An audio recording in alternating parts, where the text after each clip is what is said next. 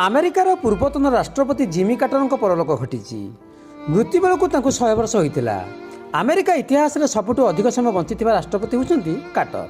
କାର୍ଟର ଆମେରିକାର 39ତମ ରାଷ୍ଟ୍ରପତି ଥିଲେ। ନିଜ ପରିବାର ସହ ଜର୍ଜିଆର ପ୍ଲେନ୍ସ୍ଥିତ ନିଜ ଘରେ ରହୁଥିଲେ କାର୍ଟର। ଏଇଠାରେ ହିଁ ଶେଷ ନିଶ୍ୱାସ ତ୍ୟାଗ କରିଛନ୍ତି କାର୍ଟର। କାର୍ଟର ମେଲନମା ରୋଗରେ ପୀଡ଼ିତ ଥିଲେ। ଏହି ରୋଗରେ ତାଙ୍କ ମସ୍ତିଷ୍କ ଯକୃତ ପ୍ରଭାବିତ ହୋଇଥିଲା। ଜିମିଙ୍କ ପରଲୋକ ପରେ ବହୁ ବିଶିଷ୍ଟ ବ୍ୟକ୍ତିବିଶେଷ ଶୋକ ବ୍ୟକ୍ତ କରିଛନ୍ତି। ରାଷ୍ଟ୍ରପତି ଜୋ ବାଇଡେନ୍ କହିଛନ୍ତି, ଆମେରିକା ଓ ବିଶ୍ୱ ଜଣେ ଅସାଧାରଣ ନେତା, ରାଜନେତା ଓ ମାନବବାଦୀଙ୍କୁ ହରାଇଦେଲା। An incredible amount of good memories. Today, America and the world, in my view, lost a remarkable leader. He was a statesman and humanitarian. And Jill and I lost a dear friend. I've been hanging out with Jimmy Carter for over 50 years, it dawned on me. And I had countless conversations over those years. I always would be proud to say that he used to kid me about it, that I was the first national figure to endorse him. And he became president and a beloved statesman all over the world. But to know his core, you need to know he never stopped being a Sunday school teacher at that Baptist church in Plains, Georgia. Donald Trump କହିଛନ୍ତି, କାର୍ଟର ରାଷ୍ଟ୍ରପତି ଥିଲାବେଳେ ଅନେକ ଆହ୍ୱାନ ସତ୍ତ୍ୱେ ଆମେରିକାର ଜନଜୀବନକୁ ସରଳ, ସୁନ୍ଦର, ସହଜ କରିବାକୁ ଅନେକ ଉପାଦେୟ ପଦକ୍ଷେପ ଉଠାଇଥିଲେ। ଜିମିଙ୍କ ଭାରତ ସହ କନେକ୍ସନ୍ ରହିଛି। ଭାରତ ଗସ୍ତ କରିଥିବା ଆମେରିକାର ତୃତୀୟ ରାଷ୍ଟ୍ରପତି ଥିଲେ ସେ। ଭାରତରେ ତାଙ୍କ ନାଁରେ ଗୋଟିଏ ଗାଁ ବି ରହିଛି।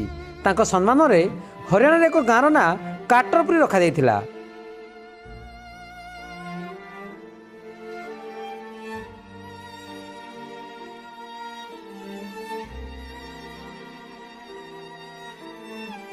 ଜିମିଙ୍କ ପରିବାର ବେଶ ବଡ଼।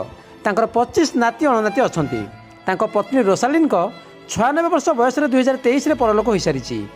ଆମେରିକା ଇତିହାସରେ ସବୁଠୁ ଅଧିକ ସମୟ ବିବାହିତ ରାଷ୍ଟ୍ରପତି ଦମ୍ପତି ଥିଲେ କାର୍ଟର।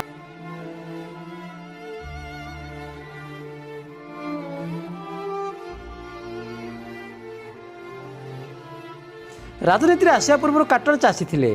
ଆମେରିକା ନୌସେନାର ଲେଫ୍ଟନାଣ୍ଟ ବି ଥିଲେ। ଜର୍ଜିଆ ଗଭର୍ଣ୍ଣର ଭାବେ ଦାୟିତ୍ୱ ତୁଲାଇଥିଲେ। 1977ରୁ 1981 ଯାଏ ଆମେରିକାର ରାଷ୍ଟ୍ରପତି ଥିଲେ। ରାଷ୍ଟ୍ରପତି ଥିଲାବେଳେ ଇସ୍ରାଏଲ ମିଶ୍ର ଭିତରେ ଶାନ୍ତି ସ୍ଥାପନା କରିଥିଲେ। ଉତ୍ତର କୋରିଆ ଦକ୍ଷିଣ କୋରିଆ ଭିତରେ ପରମାଣୁକୁ କେନ୍ଦ୍ର କରି ଉତ୍ତେଜନାକୁ ପ୍ରଶମିତ କରିବାରେ ତାଙ୍କ ପ୍ରମୁଖ ଭୂମିକା ଥିଲା। ତାଙ୍କର ପ୍ରୟାସ ଲାଗି ହୁତି ଉପରେ ଆମେରିକା ଆକ୍ରମଣ କରିନଥିଲା। ବୋସ୍ନିଆ ଓ ସୁଡାନରେ ଯୁଦ୍ଧ ବିରାମକୁ ନେଇ ସେ ମଧ୍ୟସ୍ଥତା କରିଥିଲେ। ଏସବୁ କାମ ପାଇଁ 2002ରେ ନୋବେଲ ଶାନ୍ତି ପୁରସ୍କାର ପାଇଥିଲେ କାର୍ଟର। ଜନସେବାରେ ସବୁବେଳେ ବ୍ରତୀ ଥିଲେ ସେ।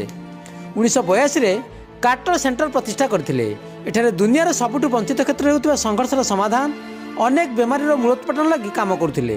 ସେଥିଲାଗି ବିଶ୍ୱରେ ଏକ ମାନବୀୟ ନେତା ଭାବେ ତାଙ୍କୁ ବିବେଚନା କରାଯାଏ। କାର୍ଟରଙ୍କ ପରଲୋକ ପରେ ଆମେରିକାର ଜାତୀୟ ପତାକାକୁ ଅର୍ଦ୍ଧନମିତ କରାଯାଇଛି। ବ୍ୟୁରୋ ଇନପୁଟ ସହ ପ୍ରଦୀପ ନାୟକଙ୍କ ରିପୋର୍ଟ, ନକ୍ଷତ୍ର ନ୍ୟୁଜ୍।